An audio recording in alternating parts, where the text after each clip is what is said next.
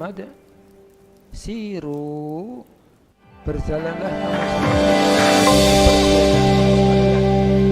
jelajahilah kamu sekalian, fil ardi, di bumi. Jadi kita ini disuruh merantau. Ya, ini orang Minang banyak merantau. Berjalanlah kamu sekalian di muka bumi, fanzuru, lalu lihatlah, perhatikanlah, analisislah.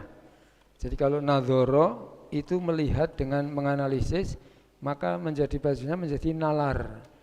Nah, pakailah nalarmu, dinalar, fanzuru menjadi nalar, lihatlah, analisislah oleh kamu sekalian, kaifa, bagaimana adaan, akibatul ladzina min qabl, akibat kesudahan, terima kasih, min qablu, alladzina orang banyak, min qablu masa lalu sebelum Rasulullah Muhammad. Nah, ini jelajahilah bumi, merantaulah,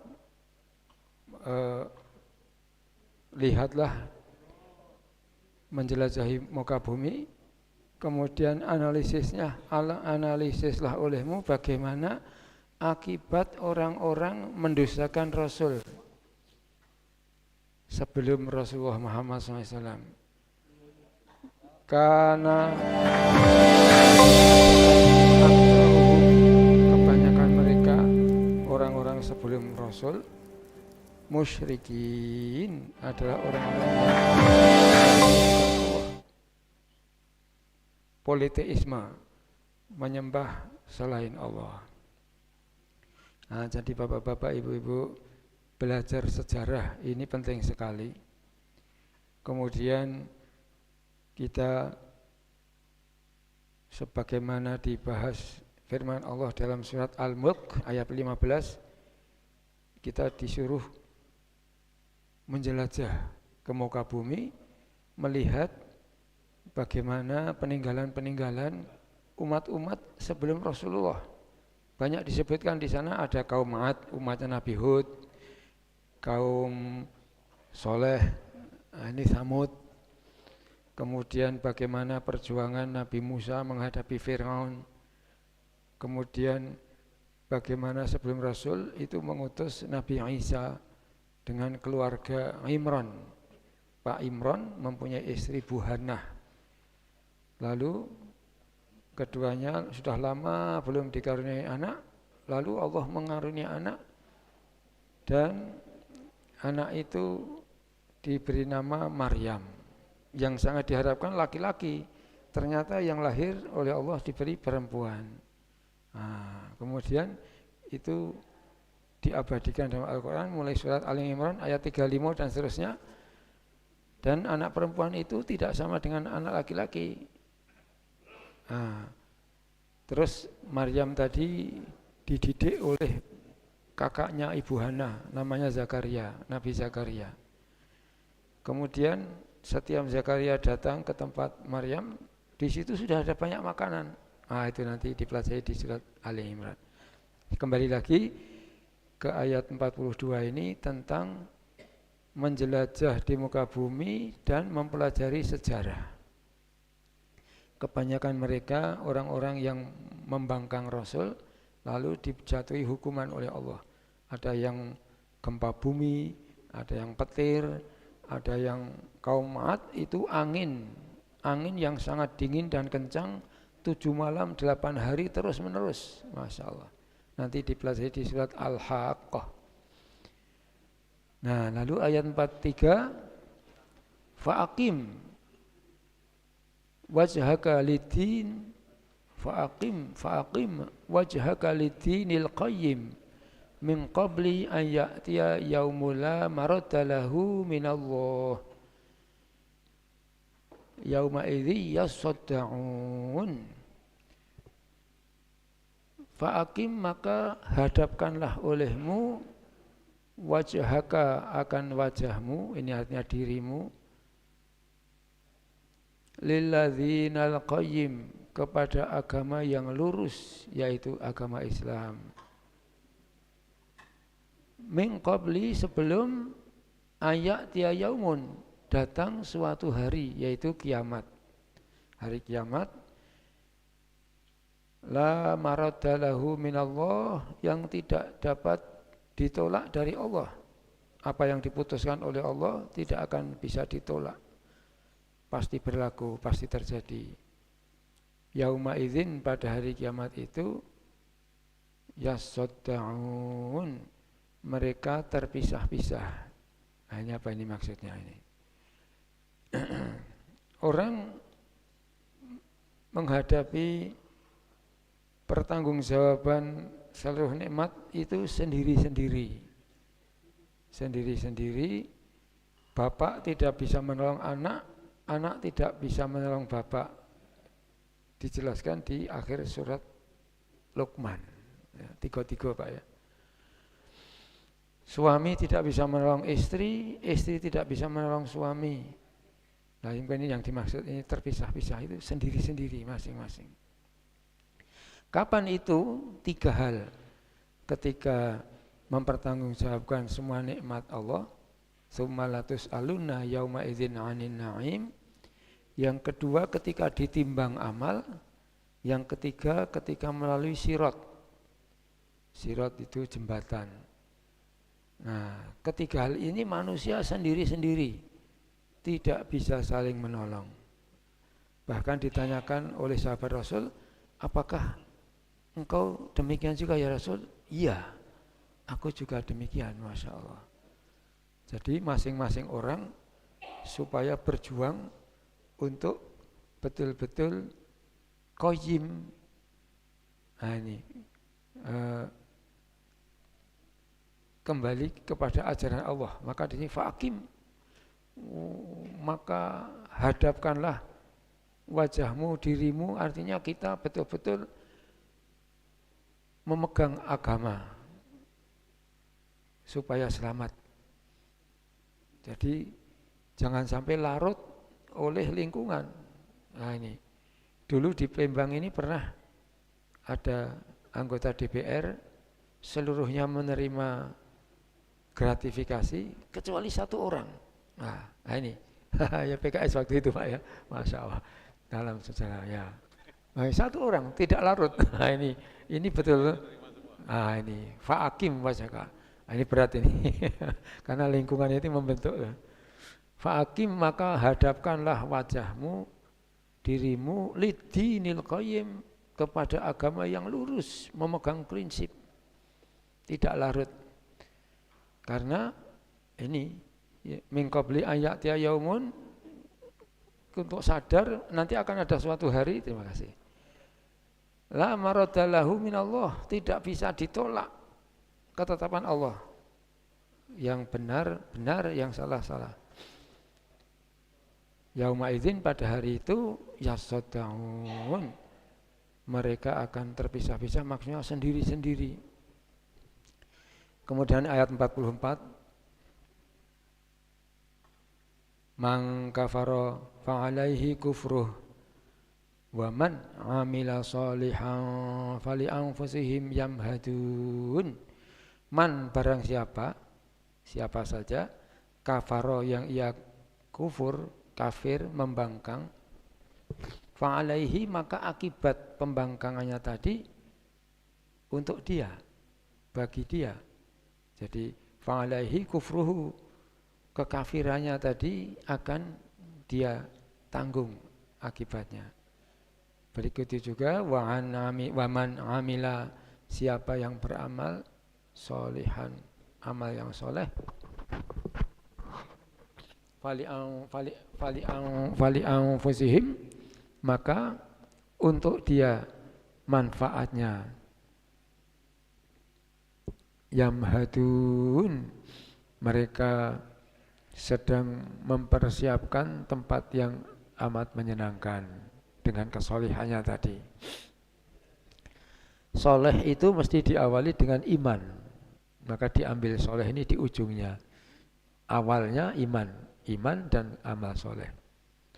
Nah, jadi Pak Soleh ini di ujung Pak, di ujung setelah beriman. Dalam bahasa Arab itu kalau ada ngala itu negatif, tapi kalau ada li itu positif. Makanya ketika seseorang meninggal, putus amalnya, kecuali waladin solihin yad'u lahu, anak yang soleh yang selalu mendoakan kebaikan untuk orang tuanya. Nah, jadi kalau ala itu negatif, kalau li itu positif. Maka ayat 44, man barang siapa kafaro ia telah kafir membangkang Rasul, fa'alaihi maka akibatnya, akibat pembangkangan tadi itu akan dia tanggung. Fa'alaihi kufruhu, maka dia akan menanggung akibat kekafirannya. Waman amila barang siapa beramal solihan, amal yang soleh setelah beriman, fali anfusihim maka manfaatnya untuk diri mereka sendiri. Mereka itu yamhadun, sedang mempersiapkan tempat yang menyenangkan di surga.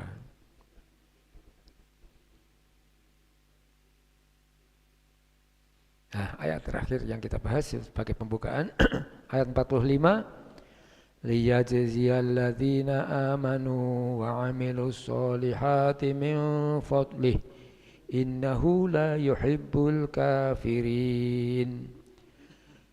Li agar yajziyal ladzina amanu, Allah memberi balasan pahala alladzina amanu kepada orang-orang yang telah beriman kepada Allah dan Rasulnya, wa amilus solihat, ya rukun iman ya, Allah, Rasul, kitab, malaikat, kemudian takdir, hari kiamat, ujungnya wa amilus solihat, dan mereka beramal soleh min fadlih, dari karunia Allah. Jadi orang semuanya bergantung pada Allah. Dia beriman, beramal soleh dengan rahmat pertolongan Allah, dengan anugerah karunia Allah. Innahu, sesungguhnya dia Allah, la yuhibbu, tidak mencintai, tidak menyukai, tidak menyenangi sapa Allah al-kafirin, orang-orang yang kafir, orang-orang yang menutup hatinya dari hidayah Allah. Nah, saya kira sampai sini sebagai pembukaan. Mohon bisa disampaikan dari dan untuk kita semua. Pak Edi Armanto memulai, silahkan. Agak lama mencetnya.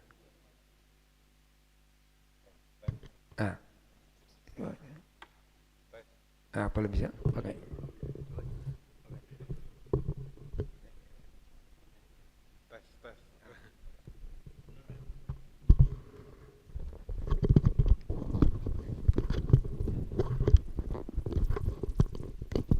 Ya.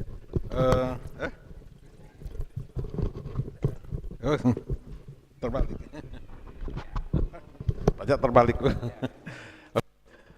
Ibu dan Bapak sekalian, saya kepengen cerita sedikit aja 2-3 menit tentang perjalanan dengan mahasiswa sejarah.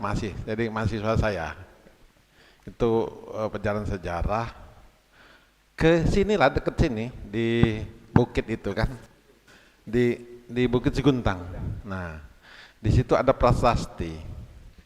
Prasasti itu cerita tentang gambar-gambar. Cerita tentang gambar-gambar gitu, prasasti itu kan. Nah, situ ada pohon sagu digambar itu kan, ada begini, sama seperti di Borobudur gitu. Jadi saya penasaran kepada mahasiswa saya tuh. Coba kamu kan kuliahnya tuh prasejarah. Saya yang bimbing untuk penelitian prasejarah, khususnya prasejarah fisik loh ya. Jadi Prasajarah itu meninggalkan salah satu fungsi tanah itu ada tempat peninggalan budaya-budaya orang-orang yang hidup zaman dulu. Nah, dia meneliti soal itu, walaupun dia penelitian dia tentang prasajarah, tapi itu kuat kaitannya dengan ilmu tanah, karena penelitian tentang ini etnologi namanya. Etnologi itu cabang dari budaya manusia, etnologi. Nah, di situ dia mempelajari tentang etnobotani. Etnobotani adalah apa namanya itu, botani-botani apa yang dulu berkaitan sangat kuat sekali dengan manusia ini, kemudian ditinggalkan, kemudian ditulis orang dalam sejarah. Nah, ya tanaman-tanaman itu. Nah, itu ada tanaman namanya sagu. Ya, sagu itu cerita sedikit, ini cerita penelitiannya berkaitan dengan surat 42 ini. Itu sudah diingatkan pada saat zaman Sriwijaya abad 12-13 itu bahwa tanaman ini jangan dimusnahkan karena akan menjadi makanan pokok di Sumatera Selatan. Tapi apa yang terjadi? Yang terjadi adalah orang memusnahkan sagu itu, jadi terpaksalah kita impor. Sekarang makanan pokok kita itu selain daripada nasi, beras ya, sagu. Nah, sagu itu tidak ditanam orang di Sumatera Selatan ini. Padahal tanaman sagu itu adalah tanaman pokok lahan gambut. Nah, harusnya kan ditanam. Sudah diingatkan di dalam arca itu. Kalau ibu bapak tidak percaya, pergilah ke itu. Ya, Prasakti tadi, gambar-gambar itu menjelaskan. Nah, terus yang kedua ya.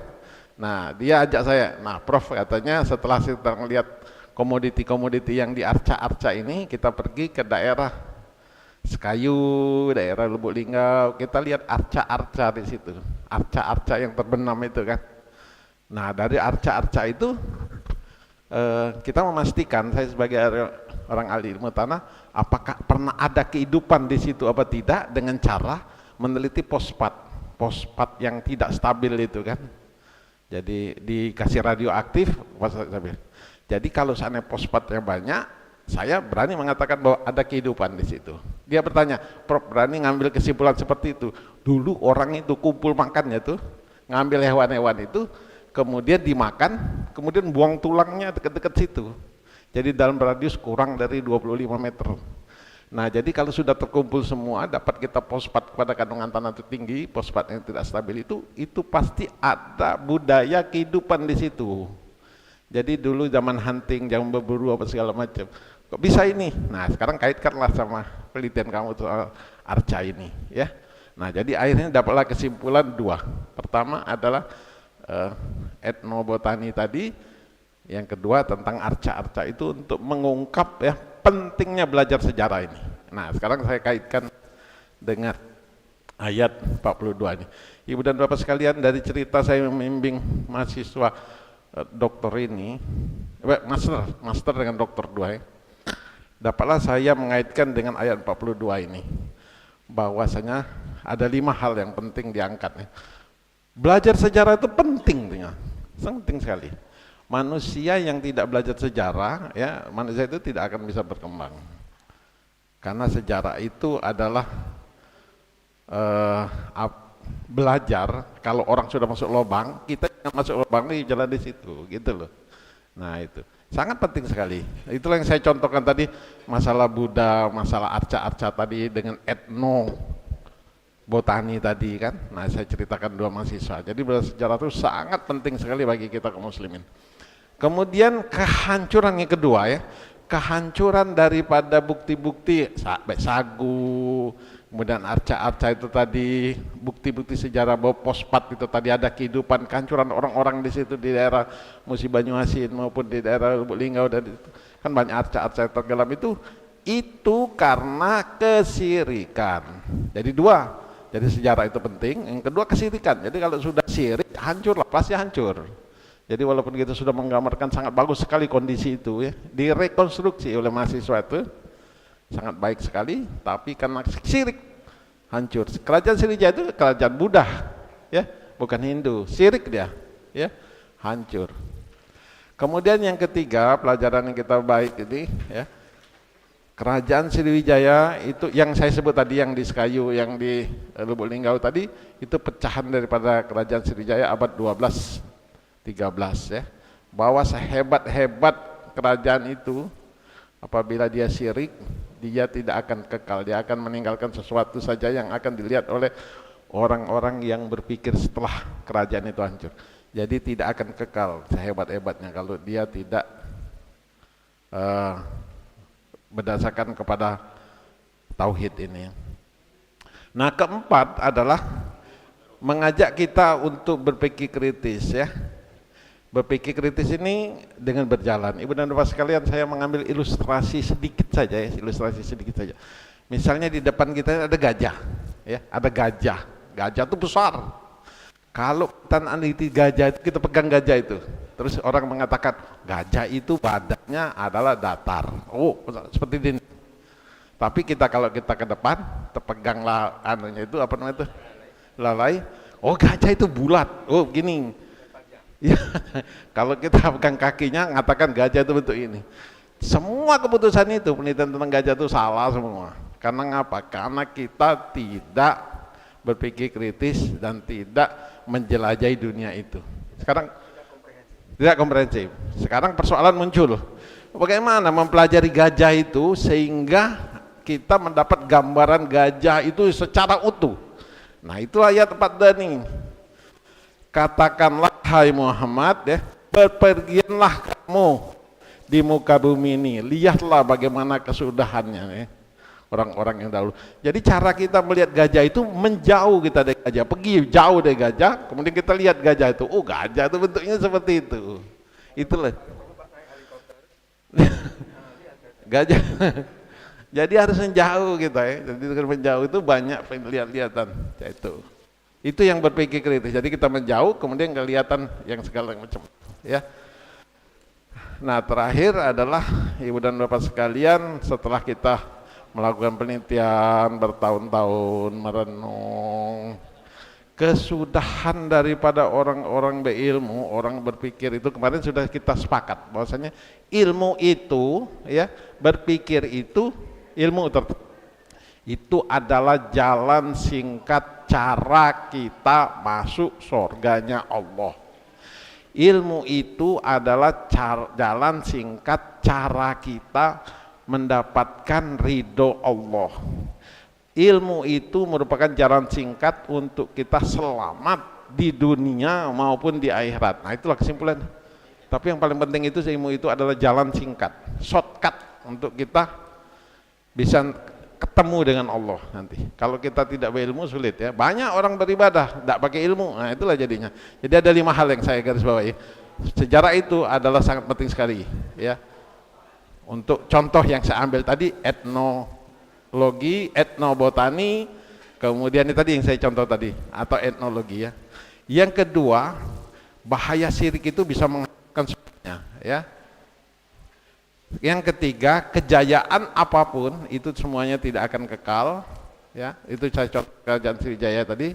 Kemudian disuruh berjalan. Yang keempat, berpikir kritis ya.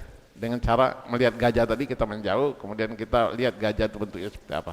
Kelima, kemana saja kita pergi, akhirnya kita sampai pada kesimpulan bahwa semua ilmu pengetahuan itu basisnya adalah Al-Quran.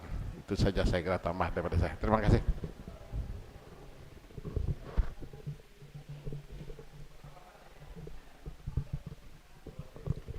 Terima kasih Prof. Edi Armanto, Masya Allah luar biasa sekali.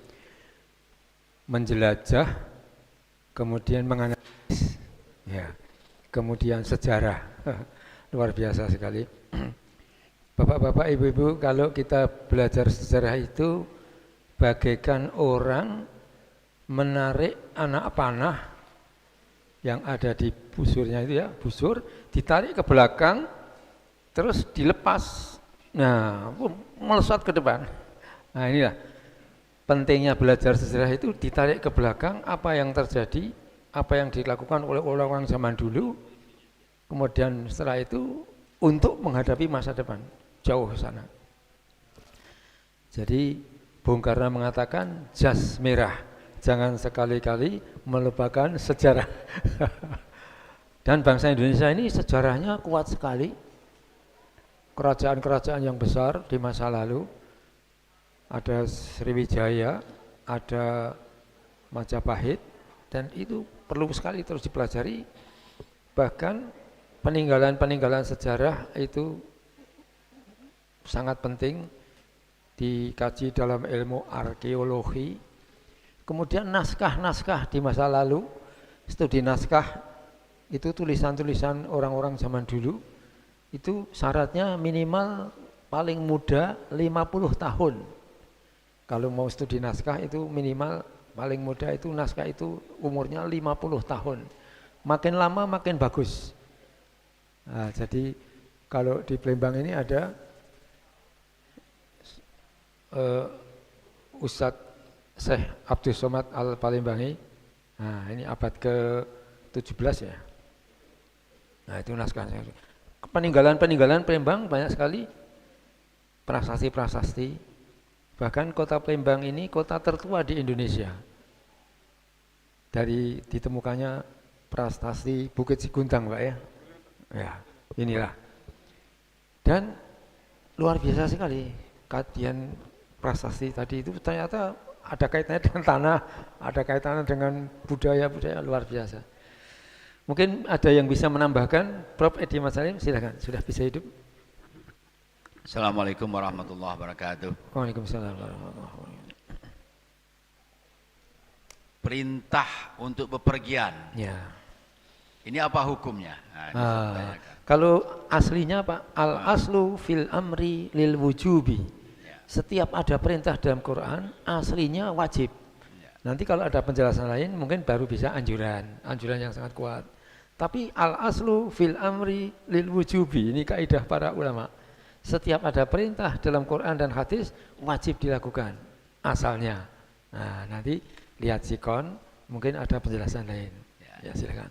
Jadi, kalau demikian, wajib artinya dikerjakan berpahala. Ya, berpahala. Kalau tidak dikerjakan, berdosa. Jadi artinya ada perintah untuk kita bepergian. Ya. Ini saya dan juga Pak Hambali, Pak Joko ini termasuk orang sering bepergian. Pak Joko itu bawa mobil sendiri ke Jawa, ya, ke Sumatera, ke Padang, keliling. Pak Hambali juga keliling, luar negeri, Mauritania, ke Cina, ke segala macam. Ke Yerusalem. Yerusalem. Niat apa yang kita tanam di hati ketika bepergian? Ketika kita akan bepergian. Sehingga kita bepergian tadi jadi ibadah. Jadi ibadah. Melaksanakan perintah Allah. Ya, melaksanakan perintah Allah. Nah, saya ingat waktu kita berangkat haji atau umroh itu selalu kan ditaruh di bangku depan itu ada doa. Safar. Doa safar. Jadi kalau saya itu niat saya, walaupun saya ikut seminar, ikut kongres di dalam, di luar negeri, niat saya melaksanakan perintah Allah. Jadi berkaitan, jadi melaksanakan perintah Allah. Nah, di situ kita tidak saja melihat seperti Pak Edi bilang tadi, peninggalan orang-orang terdahulu, bagaimana bangunan-bangunan yang hancur oleh karena kekafiran, baik di dalam maupun di luar negeri. Dan juga kalau saya itu mencari ilmu. Walaupun lah setua ini masuk ikra. Belajarlah dari ayunan sampai liang lahat. Jadi masih tetap belajar dan belajar. Nah, 2 pekan kemarin ini, Sabtu kemarin tidak hadir. Tadabbur kemarin ini ke Jogja, kemarin ini juga ke Jakarta. Di samping melihat peninggalan kehancuran bagaimana Borobudur, bagaimana hancur dulu itu. Waktu saya dulu 84 di sana masih hancur, sedang rekonstruksi. Sekarang sudah hampir selesai betul. Prambanan begitu juga belum selesai betul, masih ada anak-anak kecilnya itu. Tapi di sini saya melihat yang sejarah tadi, dan juga kita mencari ilmu. Kemudian juga saya juga silaturahim. Silaturahim sama teman-teman yang sudah lama tidak temu, sama-sama kawan-kawan dari berbagai-bagai daerah. Nah, itu ketemu silaturahim. Kemudian itu jadi bisa sekaligus niat safar tadi, kemudian niat mencari ilmu pengetahuan, kemudian juga silaturahim. Nah, paling tidak dapat 3 itu. Jadi sehingga perjalanan kita siru tadi tidak sia-sia. Maka itu sementara. Terima kasih. Assalamualaikum warahmatullahi wabarakatuh. Waalaikumsalam. Terima kasih. Ternyata luar biasa sekali perjalanan itu ada dalam Al-Quran.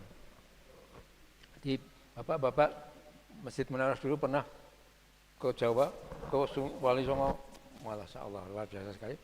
Sampai Masjid Jogokarian ketemu Ustadz Jazir, mendapatkan banyak inspirasi. Jadi penting sekali berjalan, banyak yang dilihat, banyak yang bisa dipelajari, ya Masya Allah. Banyak yang didapat. Pak Haji Danarto, ada yang bisa disumbangkan dari dan untuk kita?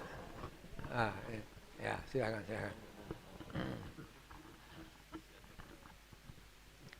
Assalamualaikum warahmatullahi wabarakatuh. Waalaikumsalam warahmatullahi wabarakatuh. Alhamdulillah kita bisa tadabbur bersama-sama, yaitu surat Ar-Rum yang dimulai dengan kul siru bahasa Arab tapi ya, bukan siru bahasa Palembang. Siru. Kita disuruh berjalan fil ardi di muka bumi, kemudian disuruh memperhatikan karena akibatul ladzina min qablu karena aksaruhum musyrikun. Jadi melihat, kalau sini disebutkan melihat akibat daripada perbuatan orang musyrik yang menyebabkan kehancuran. Nah, sebenarnya di Palembang ini sebelum saya ke Palembang, ya belum ke Palembang, itu saya mendengar di Palembang ini ada ulama-ulama yang cukup internasional ya. Internasional, diantaranya yang mungkin sudah kita kenal yaitu yang tadi disebut oleh Pak Burhan, yaitu Abdus Somad Al-Palembani. Banyak ulama Al-Palembani. Nah, ketika sampai di Palembang, saya cari makamnya. Rupanya makamnya bukan di sini rupanya. Ada dua pendapat. Makamnya satu di Patani di Thailand Selatan, satu lagi katanya ada di daerah Maluku. Ada dua. Tetapi yang terkenal itu di Patani Selatan. Nah, terus saya mencoba mencari kitabnya itu apa. Nah, kitabnya itu Sairus Salikin yang terkenal. Sairus Salikin yang terkenal. Kitab itu isinya ada di depannya, di awalnya itu mempelajari ilmu tauhid. Dan memang kita hari ini Ar-Rum ini surat Makiyah yang menekankan kepada ilmu-ilmu mengesahkan Allah Subhanahu wa taala, ilmu tauhid. Ya, kalau kita tadi baca di sini tidak menyebutkan sama sekali tentang sholat, tentang puasa, tentang zakat, ya, tetapi ini semuanya memperkenalkan Allah Subhanahu wa taala.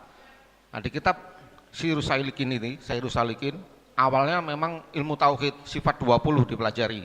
Kemudian selanjutnya itu fikih. Kemudian di jilid selanjutnya itu tentang akhlak, tentang tasawuf. Nah, ini rupanya Palembang ini punya khasanah yang cukup, punya ulama yang internasional. Nah, ketika saya belajar lagi, itu ada ulama lagi yang mungkin ini juga terluput daripada kita semua, yaitu Kiai Azhar. Di situ ternyata ada jalan Azhar rupanya itu. Oh, ini ada jalan Azhar. Nah, saya sempat membaca kitab karangan daripada Kiai Azhar ini, ya, namanya Usulut Tahqiq. Ini tentang tauhid juga ini. Kitabnya tipis. Ya. Nah, ternyata di Palembang ini banyak ulama. Dan ketika saya kesini ngikut haul, terima kasih. Setiap bulan mendekati Ramadan itu ada ziarah kubro. Ternyata di situ banyak makam-makam ulama-ulama besar. Kalau diruntut lagi, ulama-ulama ini ternyata belajar sampai ke Timur Tengah. Dan ini ada yang dari Timur Tengah itu sampai tinggal di Indonesia, menikah dengan orang-orang Indonesia, kemudian dia menyebarkan Islam di Indonesia ini. Nah, ini mungkin menarik untuk sama-sama kita kaji ini, kitab-kitabnya ini. Kadang-kadang kita itu terlena dengan kitab-kitab yang dikarang oleh orang-orang luar. Padahal kita punya. Nah, ketika saya belajar di pesantren, itu belajar kitab-kitab Arab, betul-betul Arab gundul. Tetapi dalam perjalanan saya ketemu dengan guru-guru yang dia itu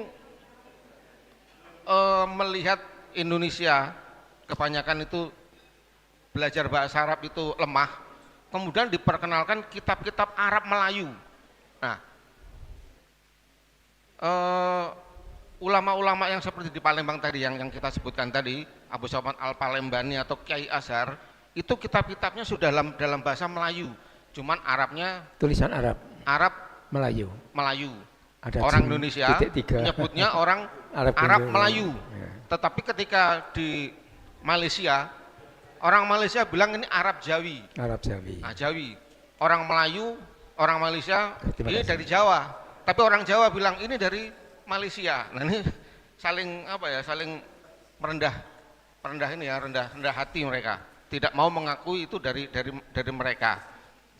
Nah, ternyata dalam perjalanan lagi ulama-ulama yang ada di Asia Tenggara, ya seperti dari Thailand, itu punya kitab-kitab yang juga luar biasa itu, yang mungkin luput daripada kita pelajari. Ya, kita lebih kenal Imam Al-Ghazali. Oke, Imam Ghazali itu memang ulama besar. Ya, kita lebih kenal kepada Imam Romli. Oke, itu memang ulama besar. Tetapi jangan lupa di Asia Tenggara itu banyak. Ternyata ketika saya belajar lagi ada di daerah Gunung Tua itu ada ulama besar namanya Abdul Qadir Al-Mandili. Itu kitabnya juga ada. Ya, alhamdulillah saya punya kitabnya itu. Kemudian kalau kita ke Kalimantan ada Syekh Arsyad Al-Banjari. Itu ada kitabnya juga rupanya. Ini ulama-ulama besar ini. Tetapi ini luput daripada kita pelajari. Kemudian kalau kita ke Aceh ada lagi Hamzah Fansuri. Ya, itu ternyata ada. Nah, ini saya hanya menyampaikan aja bahwa sebenarnya di sekitar kita itu ada ulama-ulama besar. Kalau di Jawa nggak usah nanya lagi ya, seperti apa Imam Nawawi Al-Bantani, Imam Nawawi Al-Jawi, itu oke memang ya. Kemudian kalau di Jawa Timur, nah itu ada banyak di sana ya, seperti Mbah Hasyim Asy'ari. Itu kitab-kitabnya juga banyak itu Hasyim Asy'ari itu. 19. Ya, banyak kitab-kitabnya. Nah, ini mungkin Siru fil Ardi ya diantaranya yang mungkin kita mempelajari akibat daripada kerusakan orang-orang musyrik, ya, orang-orang musyrikin. Nah, kita juga mencoba kalau bisa ya belajar khasanah yang dimiliki oleh Nusantara, ya. Seperti Mbah Soleh Darat, itu kitabnya juga lumayan tuh. Lumayan banyaknya. Ya. Kemudian yang dari Wonosobo ada namanya Muhammad Suhaimi, kitabnya juga banyak. Kemudian dia besar di Singapura dan meninggal di daerah perbatasan antara Singapura dan Malaysia. Saya pernah ke makamnya itu, Syekh Suhaimi ini. Saya lihat makamnya itu nggak terawat, seperti makam-makam ulama-ulama yang mungkin sudah kita lupakan gitu ya, tetapi kitab-kitabnya masih ada. Nah, mungkin ini aja tambahan saya ya. Mudah-mudahan ini bisa menambah khasanah kita. Wallahu a'lam. Ya, terima kasih Pak Haji Janto dari kata siru tadi ya. Ternyata Palembang dan berbagai daerah di Indonesia ini mempunyai banyak ulama. Alhamdulillah ini Ustadz Nur sudah hadir. Ada yang bisa disumbangkan untuk kita Ustadz dari kajian kita sebelum Pak Joko nanti ya. Silakan. Baiklah Bapak Ibu rahimakumullah. Assalamualaikum warahmatullahi wabarakatuh. Waalaikumsalam warahmatullahi Ini wabarakatuh. pembahasan yang sangat luar biasa di surah Ar-Rum 42. ayat 42 ya. Sebelumnya 41 itu masih kaitan dengan 42. Ya.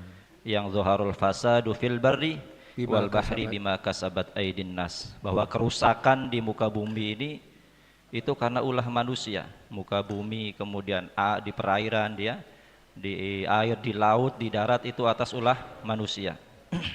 Kemudian dilanjutkan di ayat berikutnya, fasiru fil ardi fangduru. Maka katakanlah wahai Muhammad, siru, berjalanlah, lihatlah, analisislah, kaifa kana akibatul Alladzina min qabl. amin qablu ya, bahwasanya akibat orang-orang terdahulu. Ini akibat ini adalah akibat orang-orang musyrik, orang-orang kafir. Jadi yang dijelaskan oleh Pak Haji Darnarto itu tadi kita untuk melihat orang-orang terdahulu yang soleh-soleh. Ya. Kalau ayat ini adalah melihat orang-orang terdahulu yang musyrik-musyrik, yang durhaka, yang dilaknat Allah. Mungkin di Indonesia banyak raja-raja zolim terdahulu, boleh kita lihat, kita ziarahi dalam rangka untuk supaya kita lebih baik daripada dia. Ketika kita ke Tanah Suci seumpamanya, ke Mekah Madinah, coba kita lihat ziarah ke makamnya Abu Lahab, Abu Jahal. Kalau Abu Jahal itu konon makamnya di bukit apa namanya Badar. Di situ di Bukit Badar, dan kondisinya wah, katanya bau, busuk, kemudian dilempari batu. Ya, kemudian tumbuh-tumbuhan di situ ndak tumbuh, ndak hidup, mati semua. Ya. Bahkan ada korma-korma yang tumbuh di sekitar itu ndak berbuah, saking laknatnya sampai berpengaruh kepada tumbuhan yang ada di sekitar. Jadi apa bisa kita ziarah ke situ ketika kita ke Mekah, ke Madinah, ke sana? Supaya apa? Supaya kita lebih baik daripada. Nah, inilah contoh orang-orang yang kemudian membangkang kepada Allah, durhaka kepada Allah, dan apa namanya memusuhi Rasulullah SAW. Abu Lahab, Abu Jahal, ya. Ada lagi Abu Lahab, Tabbat Siyada Abi Lahab. Ada Abu Lahab. Kalau Abu Lahab makamnya konon itu sekitar 3 atau 4 kilo dari Makkah, dari Ka'bah. Jadi masuk gang-gang sempit di pemukiman warga, di situ ada makamnya Abu Lahab. Dan juga sama konon katanya baunya busuknya luar biasa. Dan ketika mau meninggal dunia, dia sakit yang sakitnya itu tidak bisa diobati, bahkan busuk badannya sehingga mati tidak dikubur, sampai jadi bangkai di situ, kemudian dilempari oleh keluarganya, oleh keturunan-keturunannya, sehingga di situ apa namanya tertimbun oleh batu-batu. Jadi itu juga bisa menjadi siru perjalanan. Allah merintahkan kepada kita bukan hanya kepada orang-orang soleh saja kita berjalan, kita melihat, tapi kepada orang-orang yang durhaka kepada Allah Subhanahu wa taala. Mungkin di Indonesia ada seumpamanya di apa namanya? Saya buka Google ini, ada seorang raja di daerah Bugis. Daerah Bugis, raja ini zolim. Setiap warganya yang memiliki anak gadis diambilnya untuk ditidurinya. Ini zolim luar biasa. Itu bisa untuk dijadikan sebagai siru tadi. Kita jalan ke sana, kita lihat keadaannya gimana, sejarahnya bagaimana. Itulah apa yang dikatakan profesor tadi, bahwasanya kita penting mempelajari sejarah, baik sejarah orang-orang soleh maupun sejarah orang-orang yang zolim. Nah, itu saja sebagai tambahan. Jadi firman Allah ini menunjukkan bahwa kita itu diperintahkan untuk berjalan melihat hal-hal yang negatif juga, hal-hal yang zolim, orang-orang yang zolim terdahulu, agar supaya kita bisa menjadi orang yang lebih baik. Itu saja sebagai tambahan. Mungkin nanti di penghujung sebelum kita doa, di penghujung akan ada doa untuk yang berulang tahun. Terima kasih. Terima kasih. Terima kasih Ustaz Nur, luar biasa sekali. Dari kata kunci siru, berjalan, lalu fangzuru, analisislah. Jadi ini termasuk ikra, ini membaca keadaan. Ya. Pak Haji Hambali sebagai penutup, Pak Joko dulu, silakan. Pak Hambali jatahnya menyimpulkan. Ya, nanti ada. Assalamualaikum warahmatullahi wabarakatuh. Waalaikumsalam warahmatullahi wabarakatuh. Utamanya ibu-ibu, bapak-bapak sekalian, mudah-mudahan setiasa Allah selalu memberikan, mencurahkan hidayah, hikmah kepada kita semuanya. Amin ya rabbal alamin. Pak Burhan, kalau ditimbang-timbang, kadang-kadang kita ini mendalami Al-Quran yang setiap hari, itu kadang-kadang ketemu hati dan pikiran ini ngeri. Ya. Ngeri. Wah, saya mengingatkan tadi Pak Burhan ngomong ketika pada hari kiamat kita semuanya sendiri-sendiri, mandiri, sendiri-sendiri semuanya. Ketika dihisab, ditimbang, kemudian Sirat, melalui sirat. menuju jembatan tadi. Ya. Wah, saya kira itu semua perjalanan itu perjalanan yang mengerikan. Nah, cuman ada hikmahnya, andai kata kita menggunakan ilmu, maka kita akan tahu bagaimana supaya kita tidak menjadi ngeri. Menurut kajian, ibu bapak sekalian, bahwa isi kandungan Al-Quran ini 2/3 adalah sejarah. Ya, ya. Benarkah itu? 2/3 dari isi kandungan Al-Quran ini sejarah. Yang kita bicarakan tadi konteksnya adalah konteks sejarah. Ya. Nah, jadi di ayat 42 itu dikontekskan dengan ayat 15 Al-Muluk, yang artinya dialah yang menjadikan bumi untuk kamu yang mudah dijelajahi, maka jelajahilah di segala penjurunya dan makanlah sebagian dari rezekinya. Al-Muluk 15. Al-Muluk 15. Ya, ya. Nah, Al-Muluk 15. dikuatkan dengan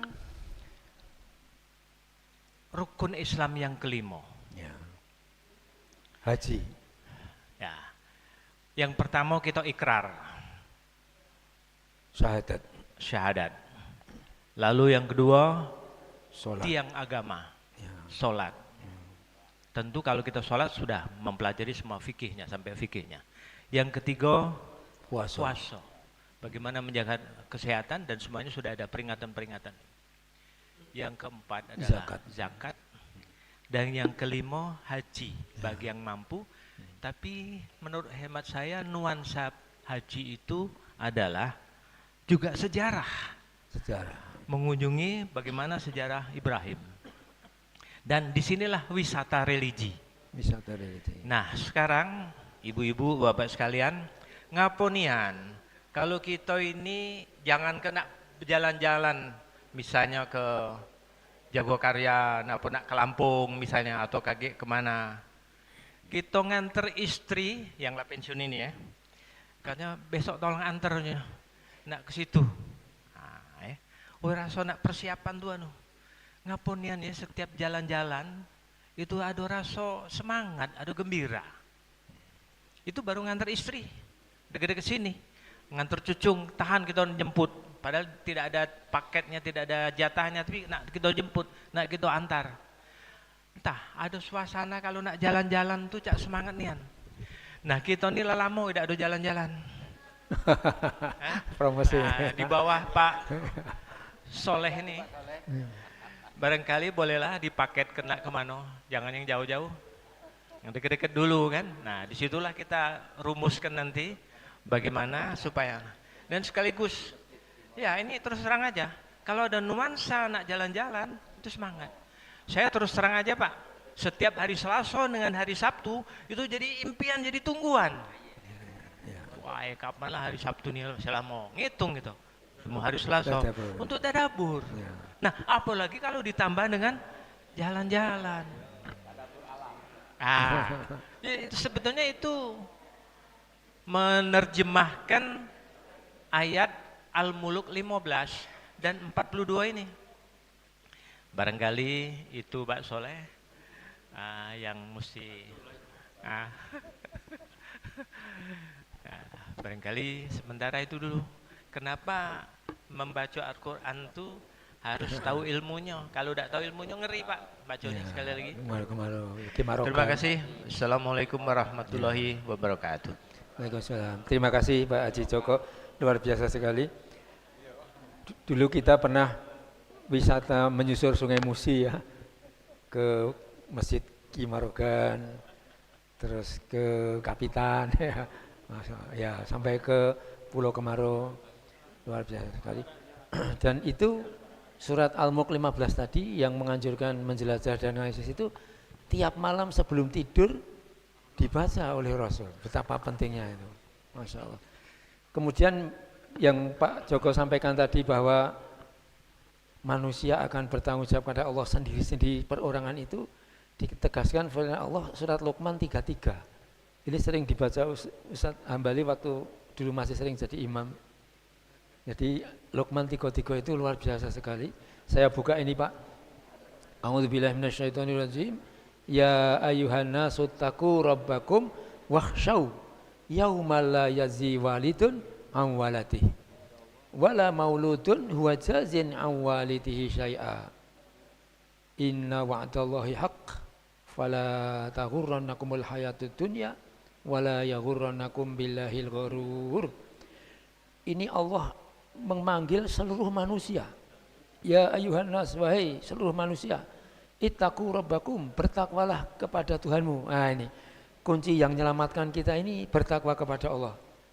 Wakhshaw, dan takutlah akan yauman, suatu hari, la yajzi walidun, seorang bapak tidak bisa menolong anaknya. La yajzi walidun an waladi wala mauludun, anak huwa jazin, dia tidak bisa membalas menolong bapaknya, enggak bisa. An walid syai'an, sedikit pun enggak bisa. Inna wa'dallahi haq, sungguh janji Allah pasti terjadi, pasti benar. Maka di sini kehidupan dunia jangan sekali-kali menipu kamu dari taat kepada Allah. Fala taghurrannakumul hayatud dunya, masyaallah. Dunia ini betul-betul jangan sampai membikin kita terperdaya untuk taat kepada Allah. Bagaimana caranya? Salah satunya adalah ajaran Rasul, letakkan dunia ini semua di telapak tangan, jangan di hati. Ini mudah diomongkan tapi susah mewujudkan, perlu perjuangan, perlu perjuangan ini. Jadi mobil kita, rumah kita, istri kita, anak-anak kita semuanya di telapak tangan saja. Nah, wala yaghurrannakum billahil ghurur, janganlah setan yang sangat penipu itu benar-benar memperdayamu. Masya Allah. Terakhir Ustaz Ambali sebagai penutup, silakan. Ya. Assalamualaikum warahmatullahi wabarakatuh. Langsung ke pertanyaan Pak Prof. Edi Marsalim. Ya. Innamal a'malu binniyati. Ya. Jadi setiap perbuatan itu haruslah dengan niat. Jadi setiap kemana saja kita keluar dari Palembang ini, Ya. keluar rumah, Ya. mulai dari jauh atau dekat, Ya. keluar negeri atau kemana saja, niat kita pasti satu, ingin mengetahui sesuai dengan firman Allah di dalam surat Ar-Rum 42 dan Al-Muluk ayat 15. Ya. Sama petunjuknya, siru berjalanlah, Ya. melihatlah, Fangzuru. ambillah mana yang bermanfaat. Kemudian nikmati rezeki yang ada di tempat yang kita kunjungi. Haji Abdul Karim Amrullah Hamka, karena niatnya baik, setiap dia pergi kemana saja, dia tidak dipertemukan oleh Allah kepada yang tidak baik. Ya. Tidak dipertemukan oleh Allah, diketok pintu pun di hotel, Ya. tidak pernah. Ya. Kapan lah ngetok pintu di hotel itu Menawarkan teman jam-jam tidur. tertentu, Ya. itu tidak pernah, tidak ada ketokan dari luar. Ya. Karena apa? Hamka memang berniat baik setiap kali dia berpergian kemana saja. Kita diperintahkan untuk melihat perkembangan sejarah sebelum.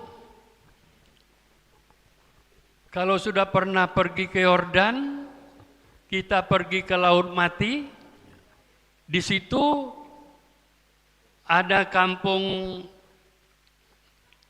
yang Sodom. Sodom. Ya, Sodom. Itu dibalikkan oleh Allah kampung itu, Umat Nabi Lut.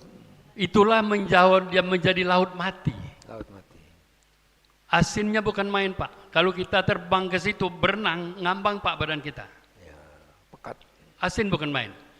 Nah itu adalah suatu sejarah yang tidak perlu kita tiru.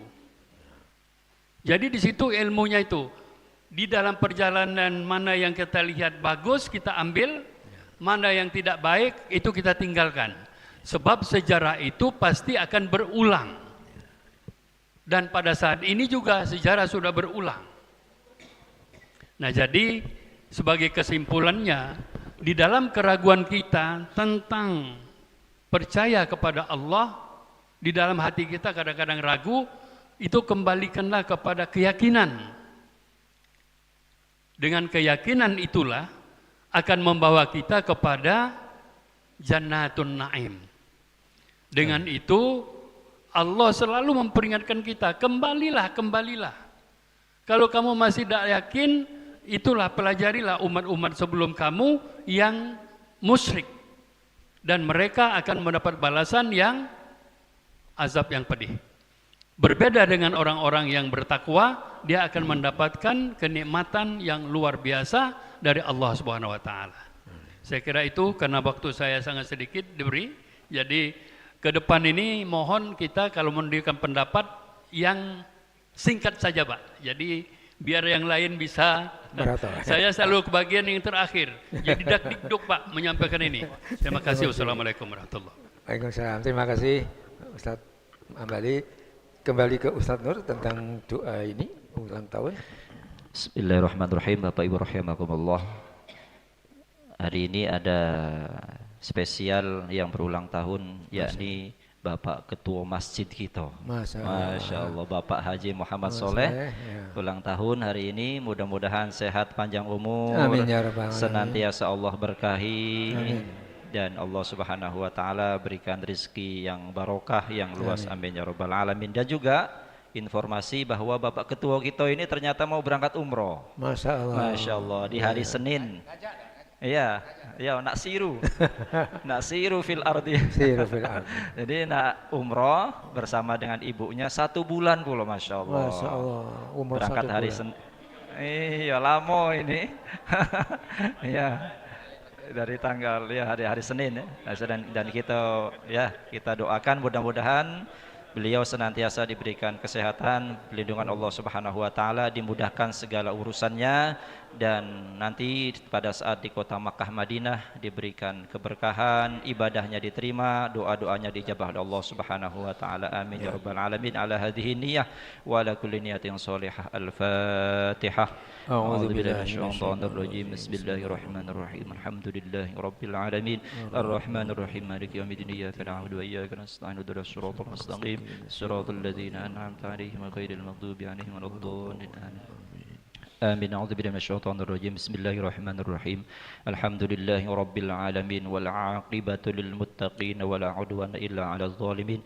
اللهم صل وسلم وبارك على سيدنا محمد وعلى آله وصحبه أجمعين. اللهم إنا نسألك رضاك والجنة ونعوذ بك من سخطك والنار. يا الله يا ربنا أنت مقصودنا رضاك مطلوبنا دنيانا وأخرنا. يا رحمن يا رحيم يا مالك يا قدوس السلام يا مؤمن يا مهيمن يا عزيز يا جبار يا متكبر يا خالق يا باري يا مصور يا غفار يا قهار يا وهاب يا رزاق يا فتاح يا عليم يا قابض يا باسط يا خفيض يا رفيع يا معز مذل يا سميع يا بصير يا حكم يا عدل يا لطيف يا خبير يا حليم يا عظيم يا غفور يا شكور يا علي يا كبير يا حفيظ يا مقيت يا حسيب يا جدود يا كريم يا رقيب يا مجيب يا واسع يا حكيم يا بدود يا مجيد بعيد يا شهيد يا حق يا وكيل يا قوي يا متين يا ولي يا حميد يا مصري يا مبدل ومت يا حي يا قيوم يا وجيد مجيد واحد احد يا صمد يا قدر مقتدر مقدم يا مؤخر يا اول يا اخر يا ظهير بطن يا ولي متعالي يا بر يا تواب يا منتقم يا عفو يا رؤوف يا ملك ملك الملك ذا الجلال والإكرام يا مقسط يا جميع يا غني يا مغني يا منيع يا ضر يا نفيع يا نور يا هدي يا بديع يا بقي يا وارث يا رشيد يا صبر عز جل ذكره. اللهم إنا نسألك يا الله بأسمائك الحسنى التي إذا دعيت بها أجبت وإذا سئلت بها أعطيت. وإنا نسألك ببركة هذا المجلس إنا نسألك أن تيسر جميع أمورنا من أمور الدنيا والآخرة. آمين. خصوصا في أمور Bapak Haji Muhammad Soleh مع زوجتها. اللهم يا الله يا ميسر يسر أمورها يسر أموره يسر أمورنا ولا تعسر أمور الدنيا والآخرة مع الراحة لقلوبنا والصحة والسلامة والعافية في ديننا ودنيانا. وكلنا صاحبا في سفرنا وكلنا صاحبا في سفرنا وكلنا صاحبا في سفرنا وحضرنا وخليفة في أهلنا ومالنا واطمس على وجوه أعدائنا وامسخهم على مكانتهم فلا يستطيعون المضي ولا ولا المجيء إلينا يا قهار يا غياث المستغيثين أغثنا برحمتك يا أرحم الراحمين اللهم صل على سيدنا محمد صلاة تبلغنا بها حج بيتك الحرام وزيارة قبر نبيك عليه أفضل الصلاة والسلام بلغنا يا الله وارزقنا ويسر لنا مع أزواجنا وأولادنا وجماعتنا زيارة مكة والمدينة لأداء الحج والعمرة في لطف وعافية والسلامة وبلوغ المرام ربنا ظلمنا أنفسنا وإن لم تغفر لنا وترحمنا لنكونن من الخاسرين ربنا آتنا في الدنيا حسنة وفي الآخرة حسنة وقنا عذاب النار وصلى الله على سيدنا محمد وعلى آله وصحبه وسلم والحمد لله رب العالمين تقبل الله منكم Minna wa minkum taqabbal. Terima kasih. اللهم Allahumma arhamna bil Qur'an واجعله لنا إماما ونورا wa hudan wa rahmah. Umma dzakirna minhu ma nasina وعلمنا منه ما جهلنا وارزقنا تلاوته آناء الليل وأطراف النهار واجعله لنا حجة يا رب العالمين Terima kasih. Subhanakallahumma wa bihamdika Asyhadu an la ilaha illa anta astaghfiruka wa atubu ilaik. Terima kasih. Assalamualaikum warahmatullahi wabarakatuh.